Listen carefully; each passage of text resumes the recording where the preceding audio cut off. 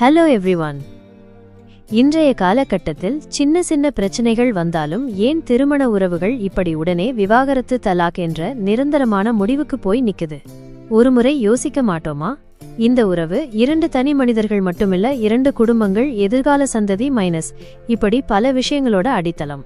ஒரு சண்டை, ஒரு தவறான வார்த்தைக்காக இந்த அடித்தளத்தையே இடித்து தள்ளலாமா? நான் ஏன் விட்டு கொடுக்கணும் என்ற சுயநலம் மிக்க அந்த ஈகோதான் இந்த உறவுகளை கொலை செய்கிறது.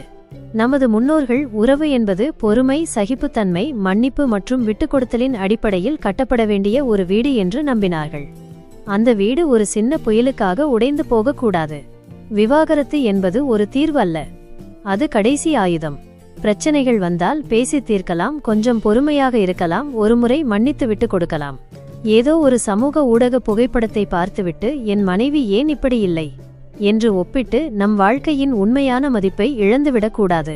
இஸ்லாம் மார்க்கம் கூட விவாகரத்தை வெறுக்கப்பட்ட செயல் என்றுதான் சொல்கிறது. கணவன் மனைவி உறவு என்பது ஒருவரோடு ஒருவர் சேர்ந்து கஷ்ட காலங்களில் தோள் கொடுத்து, சந்தோஷமான தருணங்களில் சிரித்து, முதுமை காலத்தில் கைகளை பிடித்துக்கொண்டு நடப்பதற்கான ஒரு அற்புதமான பயணம். ஒரு சின்ன பிரச்சனைக்காக இந்த அழகான பயணத்தை அவசரத்தில் முடித்து விடாதீர்கள்.